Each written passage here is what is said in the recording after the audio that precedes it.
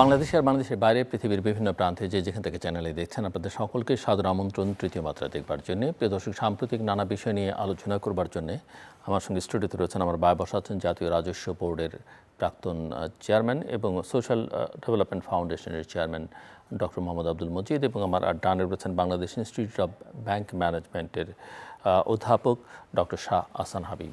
স্বাগত আপনাদের দুজনকে তৃতীয় মাত্রা। ডক্টর হাবিব, বিশেষভাবে আপনাকে স্বাগত। আপনি প্রথমবারের মতো তৃতীয় মাত্রা, সেই জন্যে দেশের রাজনীতি বা গণতান্ত্রিক প্রক্রিয়াকে ঠিকঠাক করবার জন্যে নির্বাচন সামনে, কিন্তু অর্থনীতি ঠিকঠাক করবার জন্য সামনে কি আছে বা এখনকার হালচাল কি, ডক্টর মোহাম্মদ মজিদ যদি বলেন। ধন্যবাদ। অর্থনীতি আর রাজনীতি বা নির্বাচন অত্যন্ত ওতপ্রোতভাবে জড়িত এই জন্যেই যে আপনি যদি অর্থনীতিকে ঠিক না করেন বা ঠিক না থাকে, তাহলে আপনি যতই খুব কুশীলব দিয়ে একটা কিছু করবার চেষ্টা করবেন, সেটা হবে না। অর্থনীতির দিকে লক্ষ্য রাখতেই হবে। দুঃখের বিষয় বা বিষয়টা বিশেষভাবে লক্ষণীয় যে অর্থনীতিকে, ভাঙা অর্থনীতিকে, বিশেষ করে ব্যাংকিং সেক্টরকে, যে ব্যাংকিং সেক্টর বাংলাদেশের হৃৎপিণ্ড বলা যেতে পারে, অর্থনীতির হৃৎপিণ্ড, পুঁজি সরবরাহের অন্যতম উৎস বা ইত্যাদি, সেটাকে ঠিক সেইভাবে সুস্থ করবার বা উপস্থিত ব্যবস্থা মনে হচ্ছে যে খুব বেশি কার্যকর কিছু হয়নি। আচ্ছা, ঠিক এইরকম একটা অবস্থায় থেকে ভঙ্গুর একটা অর্থনীতি, তাকে নির্বাচন পরবর্তীকালে সেটাকে সুস্থ অবস্থায় টেনে তোলা, এই সময়ে যদি না করা যেয়ে থাকে, এটা কিন্তু একটা নিরপেক্ষ সময়। এখানে কারোর প্রতি কারোর থাকার কথা না বা বিষয় না। যে কোনো একটা পদক্ষেপ নিলে সে নেওয়ার যথেষ্ট স্কোপ আছে বা ছিল। কিন্তু যখন এটাকে আপনি একটি অন্য প্রেক্ষাপটে নিয়ে যাবেন, তখন তো হবে না। যেমন আমরা অন্যভাবেই বলতেছিলাম সেদিন, কয়েকদিন আগেই ইফতেখার সাহেব, তিনি ওই টিআইবির দুর্নীতির উপরে বক্তব্য দিচ্ছিলেন এশিয়াটিক সোসাইটিতে। কথা হচ্ছে যে দুর্নীতির উপরে সব ঠিক আছে, কিন্তু ওই দুর্নীতিকে যিনি নিয়ন্ত্রণ করবেন বা যিনি করবেন, তিনি নিজেই যদি দুর্নীতিগ্রস্ত হয়ে যান বা থাকেন, তো তাহলে তো এটা হবে না। আমরা যেমন বলি যে আমাদের রেভিনিউ আর্নিংয়ের একটা ভালো সুবাতার আসা দরকার, এর জন্য আইন কানুন দরকার।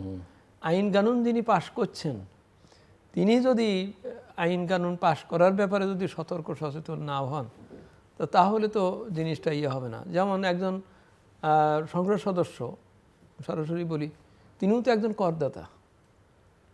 তো তিনি যদি তার কর দেওয়ার ব্যাপারে যদি যথা সতর্ক সচেতনতা না থাকেন, তাহলে অন্যরা কিভাবে আইন কানুন করে তাকে করা যাবে। তো সেজন্য আমি বলছি যে এই যে একটা সুন্দর সময় ছিল, নিরপেক্ষ একটা সময়, এই সময়টাতেই কিছু জিনিস গুছিয়ে নেওয়া দরকার ছিল বা পারা যেত। পারা গেলে পর তাহলে একটা আশার আলো দেখা যেত যে না, এই ব্যাপারটাগুলোতে হচ্ছে আর কি। তো সেই জন্যে আমি মনে করি যে অর্থনীতিকে সুস্থ করা, অর্থনীতিকে একটা ভালো পয়েন্টে উঠিয়ে আনার প্রয়োজনীয়তাটা, অবকাশটা অবশ্যই রয়ে গেছে। এবং সামনে তাচ্ছন্ন যে নির্বাচন, সেই নির্বাচন সফল হওয়া বা নির্বাচন পরবর্তীকালের সফলতা খুঁজতে গেলে পর এই ভঙ্গুর অর্থনীতি, এই সুশাসন বা এসব ব্যাপার রহিত যে অর্থনীতি, সেই অর্থনীতিকে নিয়ে কতটা পারা যাবে, সেটা তো একটা আশঙ্কার ব্যাপার থেকে যাচ্ছে। আমি ওখানেই বলতে চাচ্ছি যে অর্থনীতিতে এমন একটা কিছু করে একটা আস্থার পরিবেশ যদি সৃষ্টি করা যেত, যে না, এই নিয়মের এটা হবে, অনিয়মের এই ব্যবস্থা হবে, অমুকের টাকা এটা চুরি করার, এটার ফিরিয়ে আনার একটা ব্যবস্থা হবে, হ্যাঁ, আমরা এই পদক্ষেপ নিয়েছি, এটার একটা ফল লাভ হবে। যেমন অতি সাম্প্রতিককালে আপনি দেখছেন যে একটি ব্যাংক, ইসলামিক ব্যাংক করা হয়েছে। হ্যাঁ, তো এখানে 5টা ব্যাংক নিয়ে করা হয়েছে। এখানে কিছু সঙ্গত প্রশ্ন এসেই যাবে যে আমরা যেমন একসময় বলতাম বেসিক ব্যাংকরে বলতাম যে সরকারের বেসরকারি ব্যাংক। এনারাও সেই ধরনের একটা কথা বলবার চেষ্টা করছেন, কিন্তু সেই সরকারের বেসরকারি ব্যাংক যখন জনৈক কি বলে বাচ্চু মহোদয়ের হাতে পড়ে গেল, আমার তো আর সরকারি ব্যাংক বেসরকারি থেকে তো কোনো লাভ হইল না, মানে কোনো কাজ হলো না, অর্থাৎ এটা মিসইউজড হয়ে গেল। তো সেই জন্যেই যেটাই তৈরি করা হচ্ছে, যেটা করা হচ্ছে, সেটার ভবিষ্যৎ কাঠামো যদি একটি স্পষ্ট করে না দেওয়া যায় তো তাহলে এটা নিয়ে সমস্যা হতে পারে। নিশ্চয়ই সরকার অনেকগুলো স্টাডি করে তারপর এটা করছেন, কিন্তু আমার কাছে প্রথমেই মনে হয়েছে যে 5টা বেসরকারি ব্যাংকের সরকারিকরণ করা, হ্যাঁ, এর সাথে 3টা আইনের ব্যাপার জড়িত হবে। একটা হচ্ছে মার্জার অ্যান্ড অ্যাকুইজিশন অ্যাক্টের একটা প্রয়োগের ব্যাপার, দ্বিতীয়ত হচ্ছে বেসরকারি ব্যাংকের সরকারি করতে গেলে মানে সরকারের ভাবখানে এই যে অধিগ্রহণ করছে, তো অধিগ্রহণ করলে তাহলে ওর ক্যাপিটাল কি হবে, ওর শেয়ারের কি হবে, কেউ যদি পরে এসে আবার ওইটা দাবি করে কি হবে। হ্যাঁ, সরকারের কিছু কিছু পাওয়ার আছে, এটা ঠিক আছে, কিন্তু সেই পাওয়ার তো অমনি পাওয়ার না, সেটার একটা অর্থনৈতিক নীতি নিয়ম কানুন হিসেবে চলবে। তা আশা করি সেগুলো দেখেই এটা করা হচ্ছে না। যদি মনে করা যে এটা একটা এক্সপেরিমেন্টাল হচ্ছে, তাহলে আবার এক্সপেরিমেন্টেরও যদি সেটা বিগড়িয়ে যায় বা অন্যভাবে যায় তখন এটা হবে। তবে আমার মনে হয় অনেক কিছু ভেবেচিন্তেই হয়তো এটা করা হচ্ছে বা দেখা যাচ্ছে যে হয়তো আসতে পারে, কিন্তু ওই ইন্নামাল আমালু বিন নিয়াতে যদি গোলমাল থাকে তাহলে কিন্তু এটা হবে না। সো এটা দেখার বিষয়। যে ডক্টর হাবিব, আপনি কি দেখছেন অর্থনীতির হালচাল এই মুহূর্তে? দেখুন, একটা জিনিস হলো অর্থনীতির কয়েকটা মূল জায়গা যেগুলো মেইন পিলারগুলো যদি ভাবেন, যেমন ব্যাংকিং একটা যেটা স্যার বললেন, ব্যাংকিং, দেন ফরেন ডিরেক্ট ইনভেস্টমেন্ট, বিনিয়োগ, সব কিছুর পরিবেশের জন্য তো একটা নিশ্চয়তার ব্যাপার থাকে, যে কতটা নিশ্চয়তা, অনিশ্চিত পরিবেশ কিনা, অনিশ্চয়তা আছে কিনা। তো সেটার মধ্যে যদি একটা স্থিতিশীলতা আনতে চাই, নিশ্চয়তার ব্যাপারটা আনতে চাই, যেটা আসলে প্রিকন্ডিশন এগুলোর জন্য, সেক্ষেত্রে ইলেকশনটা সামনে কিন্তু আমাদের জরুরি। আসলে ভালো করে খেয়াল করবেন যে এফডিআই, ফরেন ডিরেক্ট ইনভেস্টমেন্ট, ইকোনমিতে যেটা স্পেশালি যখন এলডিসি গ্র্যাজুয়েশনের ব্যাপারটা চলে আসছে, তখন আমরা যদি এই সময়ে এফডিআইগুলো ঠিকমতো অ্যাট্রাক্ট করতে না পারি, এখন এটার জন্য আপনি যতই আইন কানুন তৈরি করেন আর ভালো ভাষণ দেন আর যাই করেন না কেন, ব্যাপারটা কিন্তু তার থেকে গুরুত্বপূর্ণ হলো যে যারা এখানে এফডিআইটা করবেন তারা ফিল করছেন কিনা যে পরিবেশটা স্থিতিশীল। সুতরাং সেখানে ইলেকশনের একটা ব্যাপার আছে। ইলেকশন আসলে হলে ঠিকমতো সব হয়ে গেলে অনেকে হয়তো আশা করছেন যে তারা সিদ্ধান্ত নেবেন, এখানে একটা ব্যাপার থাকছে এফডিআই এর। ব্যাংকিং খাত আমরা ভালো নেই ওই অর্থে। যেটা হয়েছে ব্যাংকিং খাতে সেটা হলো ব্লিডিংটা যেভাবে হচ্ছিল, ফলটা যেভাবে হচ্ছিল, সেটা হয়তো বন্ধ হয়েছে, সেটা আমরা বলতে পারি বন্ধ হয়েছে। কিন্তু সামনের দিকে কোথায় যাচ্ছি। এবং আরেকটা জিনিস যেটা কিছুটা উনি ইঙ্গিত করলেন যে কতগুলো ব্যাংকে মিলিয়ে একটা ইসলামী ব্যাংক করা, কিংবা অন্য আরও 5টি ব্যাংকে মিলিয়ে মার্জ করা, হ্যাঁ, এই ইস্যুগুলো অনেকেই মনে করেন যে খুব একটা ইতিবাচক ফলাফল দেবে বা সুফল দেবে কিনা সেটা নিয়ে সংশয়। 5টা ব্যাংক যে একসাথে করা হচ্ছে, আমি যেভাবে ব্যাপারটাকে দেখি সেটা হলো আমার কাছে অপশন কি আছে এইভাবে। তো আমার কাছে বেস্ট অল্টারনেটিভ হিসেবে এই জায়গাটা ট্রায়ালটা দেওয়া হচ্ছে, এবং অনেকটা বলতে পারেন যে ব্যাংক রেজলিউশন অর্ডিন্যান্সের একটা হয়তো ট্রায়ালের মতোই অনেকটা, যে ঠিক আছে এখানে মানে এই মডেলটা যদি ভবিষ্যতে কাজ করে তাহলে হয়তো কেউ বলতে পারবে যে এই ধরনের মডেল কাজ করতে পারে। কিন্তু বাংলাদেশে যদি ইতিহাস দেখেন বা এই ধরনের মডেলের অন্য কোনো জায়গায় পরীক্ষা দেখেন, তাহলে কিন্তু আমি জানি না যে খুব বেশি অনেকেই যে এখান থেকে আশা করবেন তা না। আর আরেকটা জিনিস হলো, সার্বিকভাবে যে ব্যাংকগুলোর প্রতি অলরেডি বাজারে একটা আস্থাহীনতা কিন্তু আছে, সেখানে এটা এই ফর্মে কতটা আস্থার প্রতীক হয়ে দাঁড়াতে পারে সে ব্যাপারে একটা সন্দেহ তো আছেই। বাট যদি এই মডেলটা বের করে আনতে পারে তাহলে হয়তো বলার সুযোগ থাকবে যে এরকম একটা ট্রায়াল কাজ করেছে সেখানে একটা। বাট যদি সার্বিকভাবে ব্যাংকিং পরিস্থিতির কথা চিন্তা করে তাহলে একটা সেগ্রিগেটেড ব্যাংকিং হয়ে গেছে, কিন্তু আলাদা আলাদা। কীরকম? যে একটা খুবই দুর্বল শ্রেণীর ব্যাংক তৈরি হয়েছে এটার বাইরেও। কারণ দেখেন, কিছু কিছু ব্যাংক কিন্তু সেই ব্যাংকের ডিপোজিটগুলো, ভালো বড় বলোয়ারগুলো এই ব্যাংকগুলোতে চলে এসছে। এই কিছু কিছু ভালো ব্যাংকে যেগুলো রেপুটেশন মোটামুটি ভালো, সেগুলোতে চলে এসছে। এখন এই যে গ্রুপিংয়ের মতন হয়ে গেছে, আলাদা আলাদা ব্যাপার হয়ে গেছে।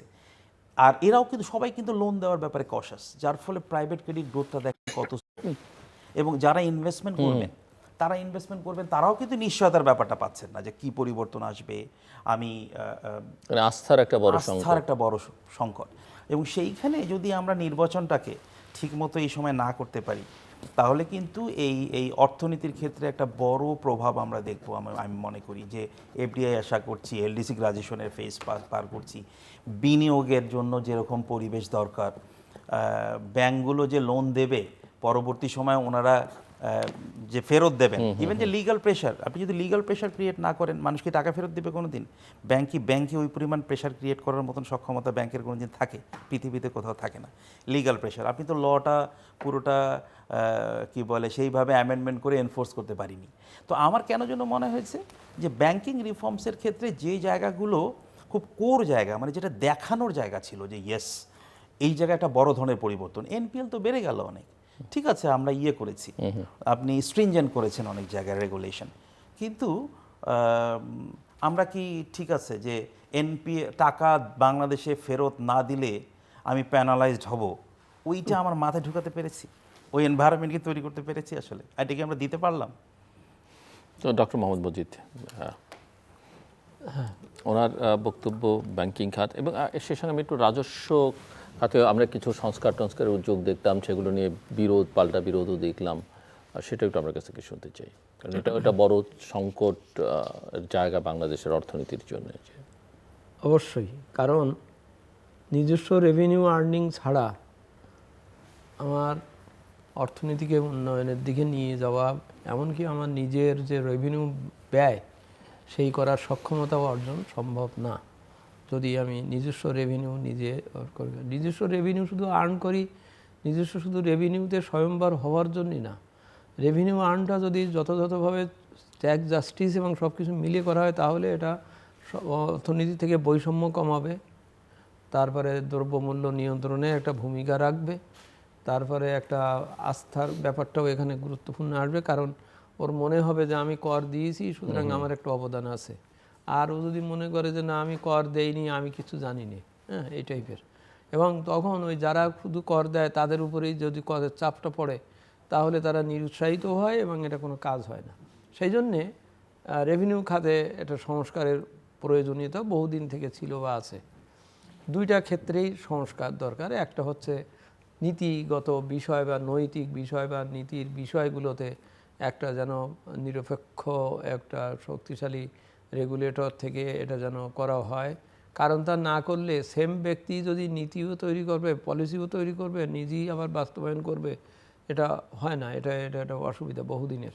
কিন্তু আবার এটাও ঠিক যে ওইটা নীতি আর পলিসি বের করতে পারলেই যে দুধের নহর বয়ে যাবে, রেভিনিউ নহর বয়ে যাবে, তা কিন্তু না, ওটার কিন্তু হ্যান্ডলিং করার ব্যাপারটাও গুরুত্বপূর্ণ। এইরকম একটা দৃষ্টিভঙ্গিতে এই উদ্দেশ্য বা বিধিও নিয়ে রেভিনিউ খাতের সংস্কারের উদ্যোগ শুধু এই সাম্প্রতিককালে না, আগের থেকেও নেওয়া হচ্ছিল। কিন্তু বারবার যেন মনে হয়েছে যে ওই আবার কিছুক্ষণ আগে বললাম ইন্নামাল আমালু বিন্নিয়াত, আর কি নিয়তের ভিতরে গোলমাল আছে বলে মনে হয় আর কি। কারণ আপনি ঠিক যেভাবে নিয়ে যে চাচ্ছেন সেইভাবে যাওয়া হচ্ছে না বা যাচ্ছে না, নানান ধরনের ফ্যাক্টর এখানে কাজ করছে।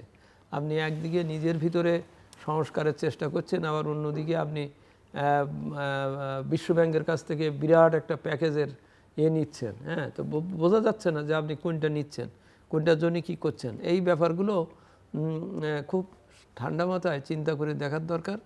এবং তাহলে রেভিনিউ খাতে যেসব বসংবাদ সমস্যাগুলো আছে, যেমনটা আমরা ব্যাংকের ক্ষেত্রেও দেখি, সেই বসংবাদ সমস্যাগুলোকে সত্যিই দূর করতে হবে। একদিনে হবে না, কিন্তু সেটা করতে হবে। এবং সেখানেই সব কিছুর উপরে আপনার দৃষ্টিভঙ্গিটা বেশি ইম্পর্ট্যান্ট।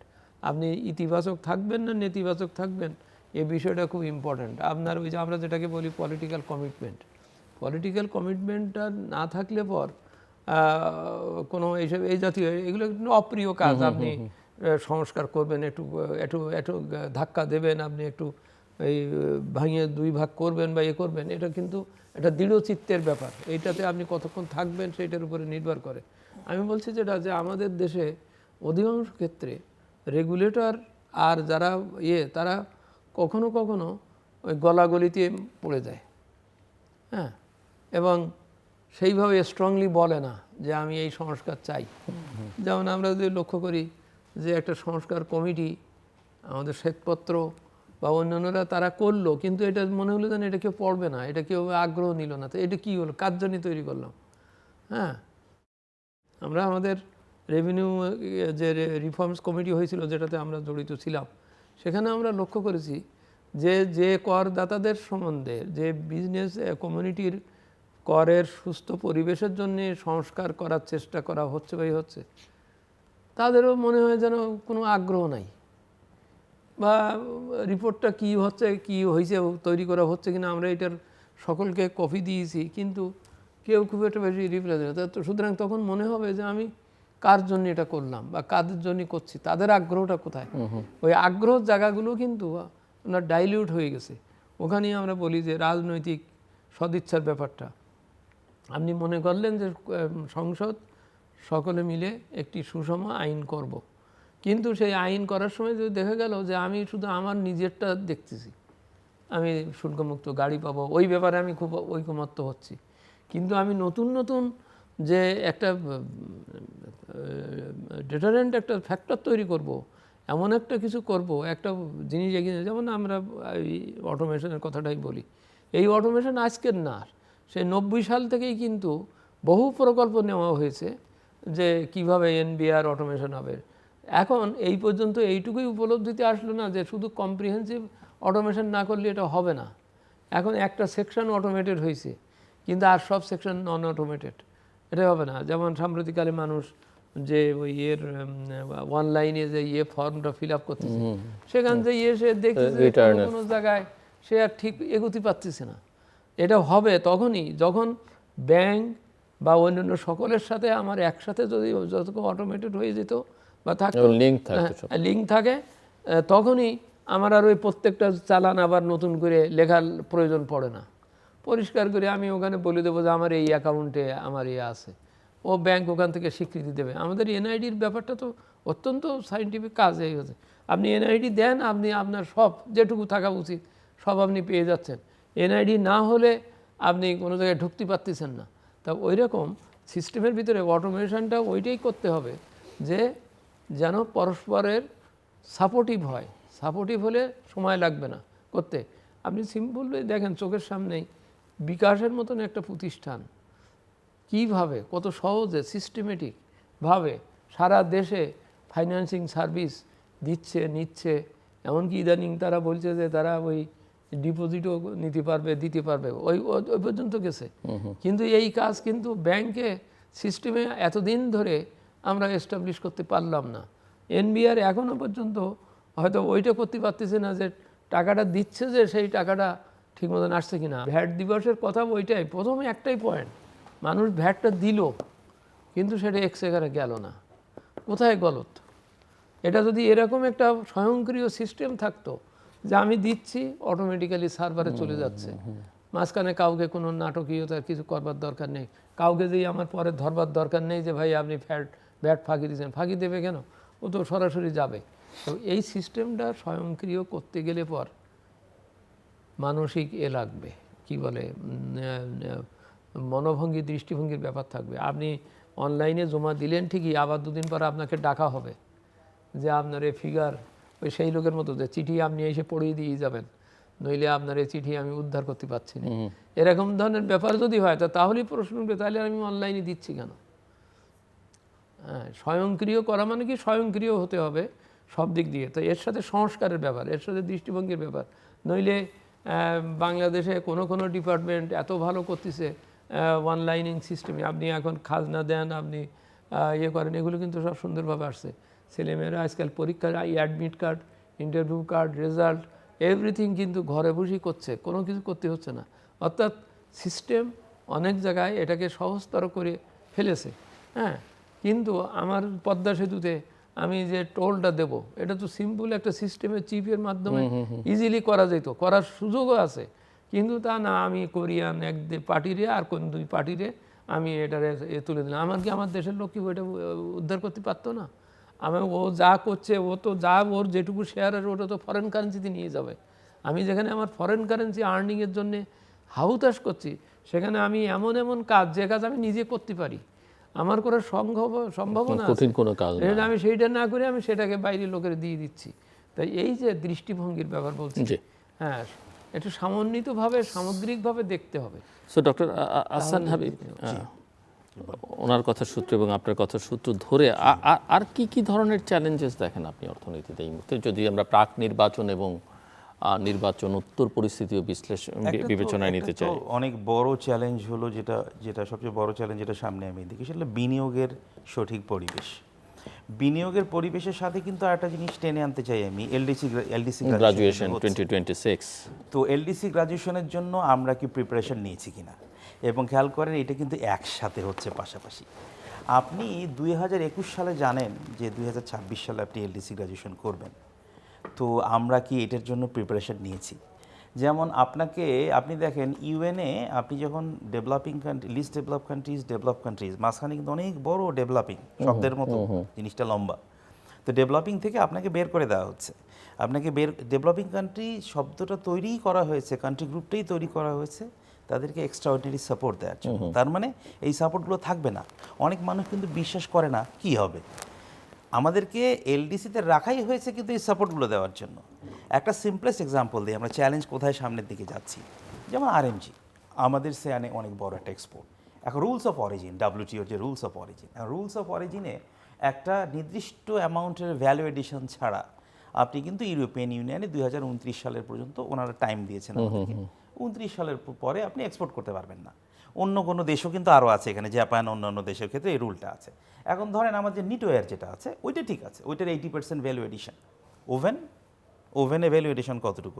ওভেনে আপনার ভ্যালু এডিশন হলো 30% 40%, ওখানে 50-60 যে রেঞ্জ আছে, তাহলে ওখানে না গেলে আপনি কি এক্সপোর্টগুলো বন্ধ হয়ে যাচ্ছে। এখন এক্সপোর্টের ব্যাপারটা লোকাল ভ্যালু এডিশনের সাথে সম্পর্ক কোথায়? লোকাল বিনিয়োগ। সেই বিনিয়োগের জন্য ফাইন্যান্সিংটা কোত্থেকে আসবে? ব্যাংকিং।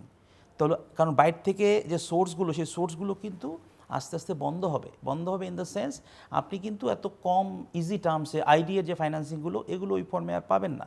তারপরে অন্য কমার্শিয়াল ফিনান্সিংগুলো যদি স্থিতিশীলতা না আনতে পারেন, রেটিং ভালো না আনতে পারেন, তাহলে এগুলো এক্সপেন্সিভ হবে। তাহলে আপনি লোকালি, আমরা কি এই পরিকল্পনাগুলো করেছি আসলে, যে লোকালি আমরা কি ক্যালকুলেশনটাই আসলে করেছি যে এই এলডিসি গ্র্যাজুয়েশনের পরে কোন কোন সেক্টর অ্যাফেক্টেড হবে? সবচেয়ে বড় জায়গাটা কিন্তু আনতে হবে, ব্যাংকে টেনে আনতে হবে, কারণ লোকাল ফাইন্যান্সিংয়ের ব্যবস্থা থাকতে হবে। এই যে এখন সরকার যে পরিমাণ ফান্ডিং ব্যাংক থেকে নিচ্ছে, ওই সময় যখন বাইরের ফান্ড আপনি পাবেন না, তখন ফান্ডের কার উপর রিলাই করবেন? ব্যাংক ছাড়া অন্য কিছু তো নাই আপনার কাছে।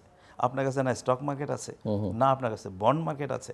তার মানে লোকাল সোর্সিং যে ব্যাংক, এটা হলো ব্যাংক, সাথে যে বিনিয়োগ, সাথে এক্সপোর্ট, প্রত্যেকটা জিনিস কিন্তু, যেমন আমরা এক্সপোর্ট করছি হলো আপনার ফার্মা।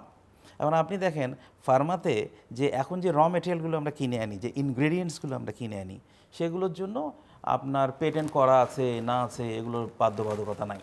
যখনই আপনি এলডিসি 26 সালের পরে যাবেন, সাথে সাথে এত সহজে আপনি সারা দুনিয়া ক্যাপচার করে নিচ্ছেন, ব্যাংক সার্ভিস দিচ্ছে, তাদেরকে লোন দিচ্ছে।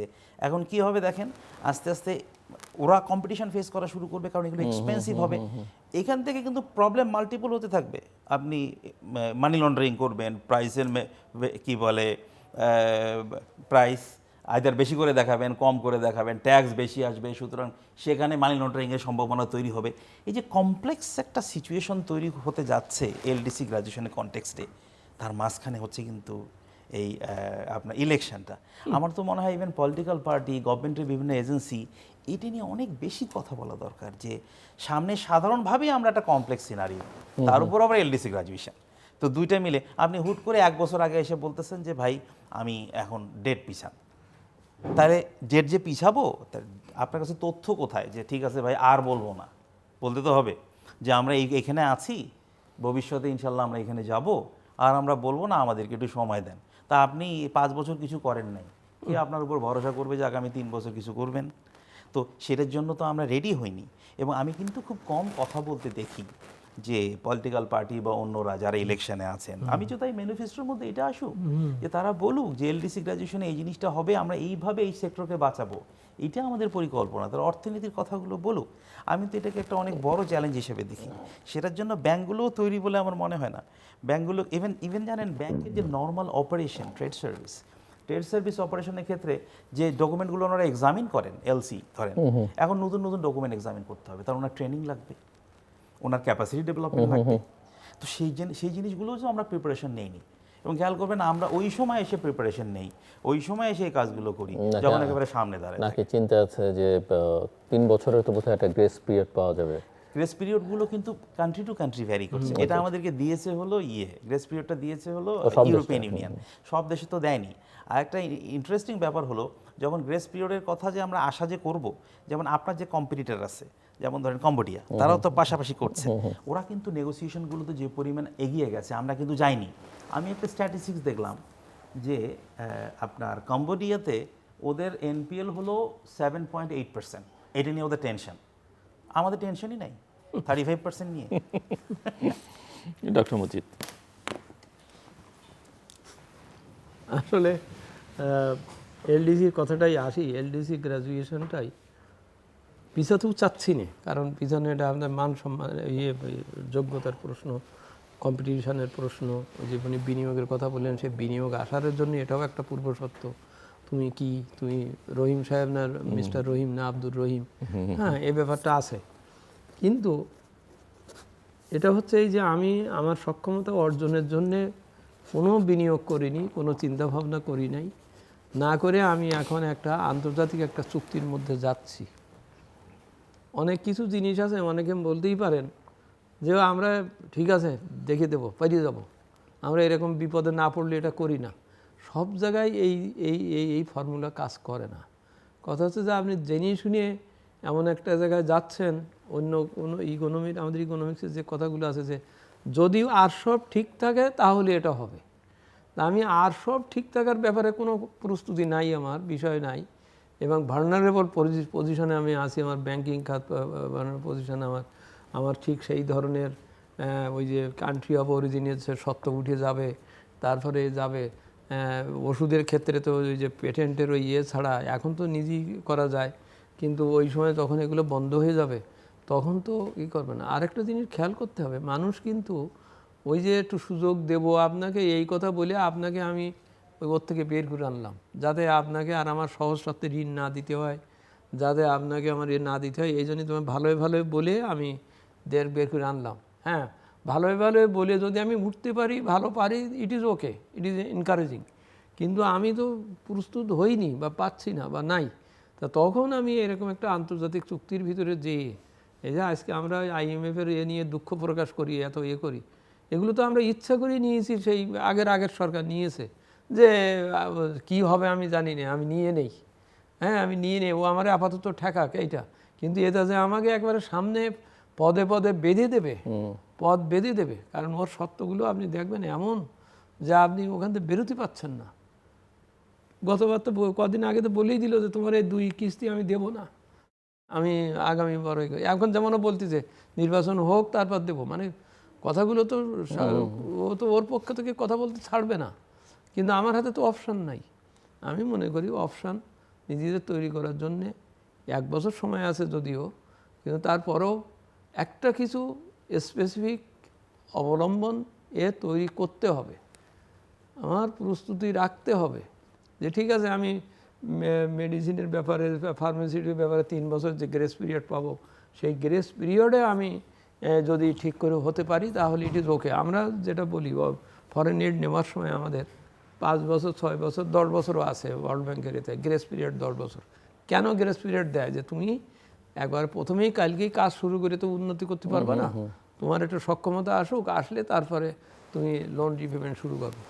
দেখা যাচ্ছে যে আমি নেওয়ার পরে গ্রেস পিরিয়ডের মধ্যেই আমি সব কিছু নিতেই পারিনি, মানে আমার ডিসবার্স হয়নি, আমার পাইপ লাইনে রয়ে গেছে, অথচ এদিকে গ্রেস পিরিয়ড শেষ হয়ে গেছে এবং আমাকে এখন শোধ করতে হবে, এবং এই শোধ করার জন্যই কিন্তু প্রায়শই বেশ বিপাকে পড়তে হয়েছে আর কি। যেমন আমরা 15 বছরের যে ট্যাক্স হলিডে দেই অনেক কোম্পানিকে দেওয়া হয়, কেন দেওয়া হয়? যে তুমি তো প্রথমে লাভ করতে পারবে না, তুমি আস্তে আস্তে দাঁড়িয়ে যাও, তারপরে তোমার ট্যাক্স দিতে হবে, হলিডে দিলাম। দেখা যাচ্ছে ওই ট্যাক্স হলিডের সময়ে সে মোটামুটি লাভ করে, আমি অন্যভাবে বলছি, লাভ দেখায় করতেছে, যেই ওর ট্যাক্স হলিডেটা শেষ হয়ে যায়, ওর ট্যাক্স দেওয়ার সময় আসে, তখন দেখে ও লস করতেছে। তো তার মানে ও আগেরটাকে অন্যভাবে ইনফ্লেটেড দেখিয়ে কোনো কিছু না চিন্তা করে চলেছে আর কি। আমরাও তাই 21 সালের পরের থেকে এই যে 3টা ইন্ডিকেটরের কথা বলছি, যে 18 সালে আমাদের ইন্ডিকেটর এই 3টা ছিল, হিউম্যান ডেভেলপমেন্ট ইন্ডেক্স এই ছিল, তারপরে আমার ওই জিএনআই এত ছিল, এবং আর একটা ছিল যে আমার ভঙ্গুরতা, অর্থনীতির ভঙ্গুরতা। এই তিনটেতে আমি 18 সালে পাশ করেছিলাম, এটা ঠিক আছে। কিন্তু 18 সালের ফিগার কি সত্যি স্ট্যাটিস্টিক্স অনুযায়ী কি ঠিক ছিল কি না আমরা সবাই জানি ফিগার কিভাবে করে।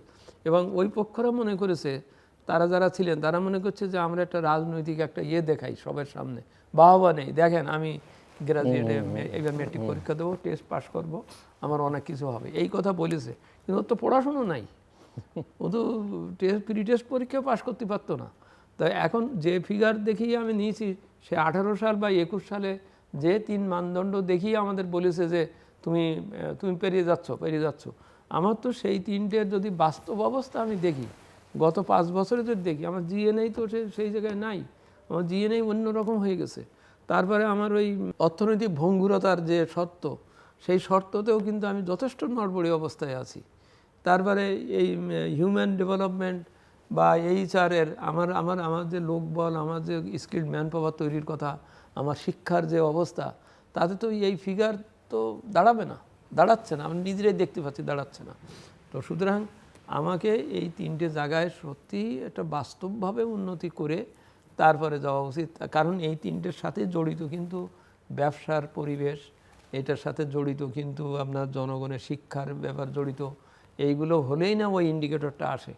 এখন সেই ইন্ডিকেটর স্থিতিশীল না করার আগে না করে আমাকে যদি বাধ্য হয়ে যেতে হচ্ছে, কারণ বোধহয় পিছানোটা কিন্তু অত সোজা না, পারে এর অনেক আইন কানুন আছে, আপনার উপযুক্ত যুক্তি দিয়ে দেখাতে হবে, তারপরে জাতিসংঘে যাবে, অনেকে করবে। অনেক দেশ তো আছে যে আপনারা এখান থেকে বেরিয়ে যাই, তারা তো এটা বাধা দেবে, অন্যভাবে দেবে, হ্যাঁ এটা স্বাভাবিক। কথা হচ্ছে আপনার নিজের উন্নতি আপনাকে করতে হবে। আপনি আজকে দেখবো ওই যে অনেকে বলে না, নাটকে স্টেজে মেরে দেবো, হ্যাঁ স্টেজে মেরে দেবো, পড়াশোনা রিহার্সাল করে না, তারপরে যায় যে দেখা গেল যে সংলাপ আর মুখস্থ নাই, বলতে পারতেছে না। তা ওইটা হবে না। এটা হচ্ছে আমার এলডিসি থেকে আইজক কাইলক যেতে হবে, এটা ঠিক আছে, কিন্তু অ্যাট দ্য সেম টাইম আমার সক্ষমতা অর্জন না করে আমি সেই ওই রহিম মিয়ার মতো মনে করতে পারি যে সে বলল ঠিক আছে তুমি তো এখন একটা ক্লাবে উঠতেছো ভালো তোমারে, কিন্তু ওর যে বউ মারতো যে খাসলত, সেই খাসলত তোর যায়নি, ওর যে ড্রেসের যে অবস্থা ছিল সেটা তো যায়নি। এখন তাকে আমি হঠাৎ করে একটা বড় ক্লাবে তুলে দিলাম, দিলে না পারবে ওখানেও ওই ক্লাবে ঢুকতে, না পারবে এরাও বলবে তুমি তো এখন বড় লোক হয়ে গেছো, তুমি আর এখন আমার এখানে এসো না। এটা আমি বলি কি অবশ্যই স্বনির্ভর হয়ে আমাকে এগোতে হবে। আমি শুধু আন্তর্জাতিক একটা চুক্তির বদ্ধ হয়ে তারপরে পুরো দেশকে, পুরো অর্থনীতিকে একটা চাপের ভিতরে ফেলা, এটা সমীচীন না, এটা বিষয় না। ওই যার জন্যই কথা ঘুরিয়ে আসতেছে ব্যাংকিং, কারণ ব্যাংকিং খাতকে যদি ঠিক করা যেত প্রথম থেকেই ভালো করে, অন্তত একটা পথে উঠিয়ে আনা যেত। আপনি যেমন বড় বড় কোম্পানিগুলোকে আপনি মনে হলো যেন কিছুই করছেন না, এই করে এটার জন্য আপনার তো উৎপাদনটা ঠিক রাখতে হবে, আপনার প্রোডাকশনটা ঠিক রাখতে হবে। আপনি তার মালিকের কি ভুল আছে, তার দোষ আছে, তার ব্যবস্থা করেন, কিন্তু আপনার উৎপাদনটা তো ঠিক রাখতে হবে। 2008 সালের কথা বলছি, মেজর জেনারেল মতিন, আমি যেদিন এনবিআর চেয়ারম্যান হলাম তারপর দিন আমি যেই বললাম যে এই যে আপনারা ব্যবসায়ীদেরকে অ্যারেস্ট করতেছেন, তারপরে ব্যাংক ক্লোজ করে দিচ্ছেন, তাহলে কি হবে? ও যদি বলে যে আমি আর তাহলে ব্যবসা করবো না, আমি সিঙ্গাপুরে চলে যাই, তারপরে আপনি তো 14 দিনে তো আপনি আমদানিকারক রপ্তানিকারক বানাতে পারবেন না, কারণ তার তো আমদানিকারক রপ্তানিকারক বারবার একটা হয়েছে, অভ্যাস হয়েছে, তার অভিজ্ঞতা আছে, তার একটা ব্যবস্থা আছে। আপনি তার অন্যায়ের জন্য আলাদা বিচার করেন, কিন্তু তাই বলে ওর ব্যবসাকে, ওর অ্যাকাউন্ট ক্লোজ করে দিয়ে ওকে অ্যারেস্ট করে আপনি থামিয়ে দিতে পারবেন না বা পারা উচিত নয়। তাহলে কিন্তু আপনার অর্থনীতি যদি না ঠিক থাকে, তাহলে আপনারা যে নিয়ে আসছেন বলছেন যে অনেক কিছু করব, তো তারপরে ওনারা ব্যাপারটা বুঝলেন এবং আমার বলার পরের থেকে কিন্তু আর কাউকে অ্যারেস্ট করে নাই, করে নাই, বলছে যে না ঠিক আছে তোমার ব্যবসা ঠিক রাখো, ব্যবসা চললে ইকোনমি চলবে, ইকোনমি ভালো থাকলে আমি রেভিনিউ পাবো, রেভিনিউ পাইলে এটাই হবে, আমাকে চলনশীল থাকতে হবে, আমি থামিয়ে দিতে পারবো না। থামিয়ে দিলে কিন্তু যেমন ওই যে 5 ব্যাংকে একসাথে করা হলো, এটাও কিন্তু উদ্দেশ্য ওইটাই যে ব্যাংকগুলো কেমন যেন হয়ে যাচ্ছে। কী হয়ে যাচ্ছে? আপনি বেশ কিছুদিন যাবৎ বলছেন এই ব্যাংক কটা খারাপ, আচ্ছা ব্যাংক কটা খারাপ এইরকম যখন আপনি প্রকাশে বলছেন, এটা বলাও তো খারাপ। হ্যাঁ, তখন তো মানুষ আর ওখানে টাকা নগদ রাখতেছে না, সে আরও নেওয়ার চেষ্টা করছে। সে করছে কি, ওখান থেকে বরং টাকা তুলে তুলে নিয়ে ভালো যে কটা ব্যাংক ওই ব্রাকে এখানে ওখানে চলছে, টাকা কিন্তু ফ্লাইট হয়ে গেছে, ওর থেকে ওর চলে আসছে টাকা। আচ্ছা, on the other hand government যখন ওকে কিছু টাকা দিচ্ছে, সেই টাকাটা ওটা কি ওই শোধ করার জন্যই দিচ্ছে না ওর ক্যাপিটাল ফর্মের জন্য দিচ্ছে, এই ব্যাপারগুলো কিন্তু খুব অস্পষ্ট ছিল। এই যার জন্যই এতদিন পরে মনে করেছে যে না, ওইভাবে দিয়ে তো হবে না, আমি ওকে করি। হ্যাঁ, আমরা সবাই দোয়া করি বা আশা করি, প্রত্যাশা করি যে এটা টিকে যাক বা টিকে থাকুক বা হোক, চ্যালেঞ্জগুলো মোকাবেলা করুক, করে একটা ভালো উদাহরণ তৈরি হোক। কিন্তু ফান্ডামেন্টাল কিছু পলিসি আছে, ফান্ডামেন্টাল কিছু রুল আছে, যে অন্য জিনিসগুলো আদার থিংস রিমেনিং কনস্ট্যান্ট কিনা। হ্যাঁ, আপনি অন্যদিকে পথ খালে খুলিয়ে রাখবেন অথবা পথ ভুলে থাকবেন। যেমন প্রথমেই প্রশ্ন উঠবে যে তাহলে এত লোক যে এই টাকাগুলো নিয়ে গেল তার কি হলো, তারে কিছু বলবেন। যেমন এই 5টা ব্যাংকের ভিতরে একটা ব্যাংক আছে, সে তো সবাই নিয়ে গেছে, সবাই জানে, তা তার ব্যাপারে কি একটা তো বক্তব্য লাগবে, প্রকাশও লাগবে। নইলে মনে হবে যে কয়েকদিন পরে আবার সে যদি এসে বলে যে আমার ব্যাংক আমার ফেরত দেন। হ্যাঁ, যেমন বলেছে যে তোমার ওই শেয়ার তো সব নেগেটিভ হয়ে গেছে, সুতরাং তুমি ওই টাকাটা আর পাবা না। নেগেটিভ হইলো কেন, এবং নেগেটিভ হলে নেগেটিভের থেকে উঠে আসার কোনো দরকার নেই। আমার পুঁজিটা কি তাহলে এইভাবে বসে বসে শেষ হয়ে যাবে? এটা তো হবে না। তো সুতরাং এটা খুব সতর্কতার সাথে সকল এর যে আস্থা ফিরানোর জন্য এটা একটা অবলম্বন হতে পারে, হোক, সেই প্রত্যাশা করি। কারণ এটা আস্থা ফিরতে হবে, এবং আস্থা ফিরলেই তখন ইকোনমি রান করবে। ডক্টর শাহ আহসান হাবীব। জি, একটা জিনিস, মানে ব্যাংকিং সেক্টরে যখন আমরা ব্যাংকিংয়ের পার্টটা যখন কথা বলি, তখন যে জিনিসটাতে আমার মানে এখনকার স্ট্র্যাটেজিক্যালি কিছুটা মনে হয় না যে আমরা রাইট জায়গায় আছি, সেটা কোথায়? আমরা রিফর্মসকে ব্যাংকিং সেক্টর রিফর্মস হিসেবে দেখছি কেন, ফাইন্যান্সিয়াল সেক্টর রিফর্মস হিসেবে দেখছি না কেন? কারণ দেখেন, ব্যাংকের উপরে ওভার ডিপেন্ডেন্স এটা নিজেই ব্যাংকের জন্য একটা বিপদ ডেকে এনেছে।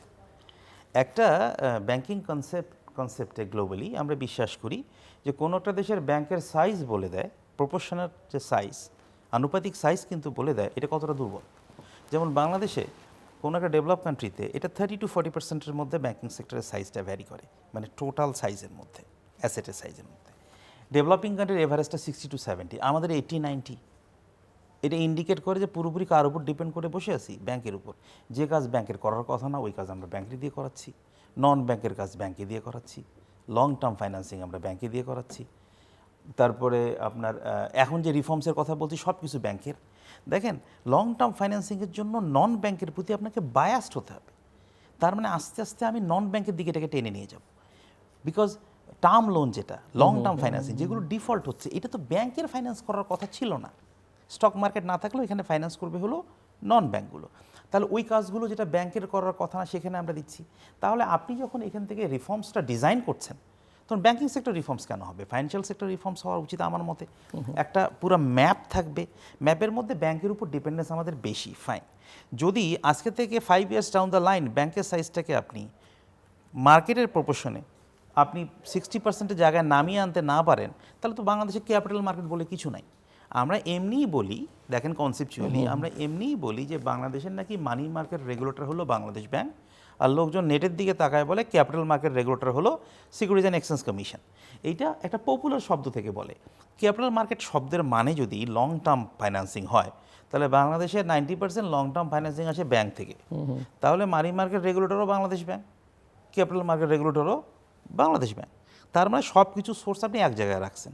আর লং টার্ম আর শর্ট টার্ম ফাইন্যান্সিং, ব্যাংকে ডিপোজিট নেন শর্ট টার্ম, আর দিচ্ছেন loan long term.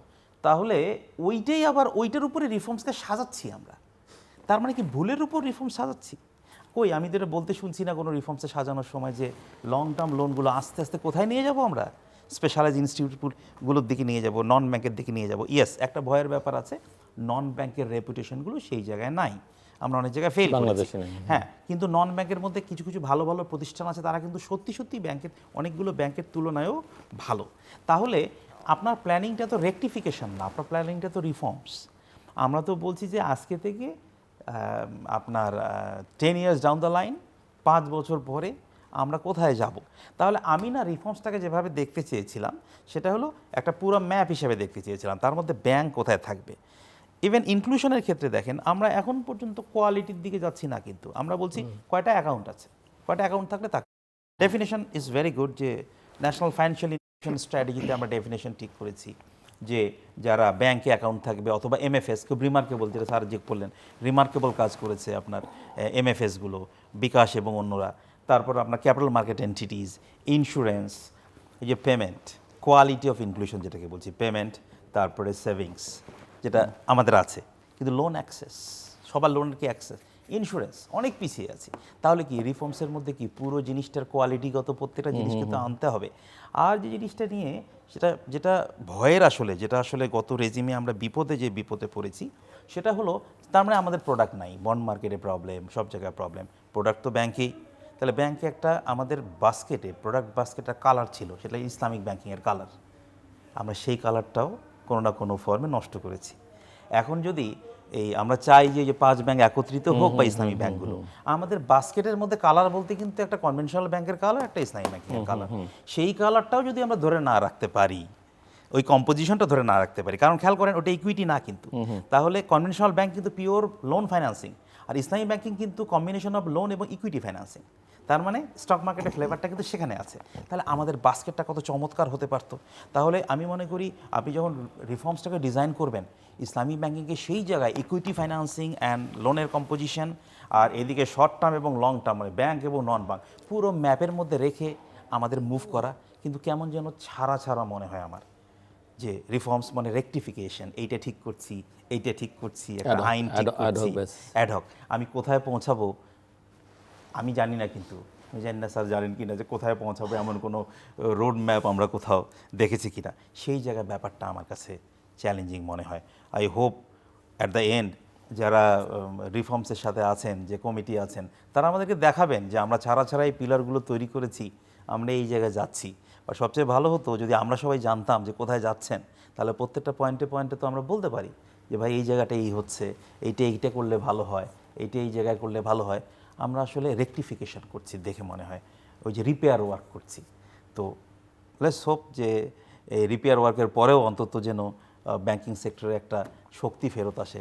Doctor Majid, doctor Ibrahim একটা কথা বলতেন প্রায়, যে আপনার গাড়ি খারাপ হয়ে গেলে তারপরে আপনি ইয়েতে আনেন, কি বলে, গ্যারেজে আনেন কেন? আপনি প্রতি 3 মাস পর যদি আপনার গাড়িকে ঠিক মতন সার্ভিসিং করতেন, তাহলে তো আপনার এই গাড়ি বেশি দিনও চলতো, আপনার এই লাস্ট পর্যন্ত। আমাদের হয়েছে কি, আমাদের অর্থনীতির, আমাদের ব্যাংকিং খাত সব কিছু ওই ওই ওই ওই ওই গ্যারেজেই নিয়ে যাচ্ছি, একবারে শেষ করে দিয়ে তারপর গ্যারেজে নিয়ে যাচ্ছি।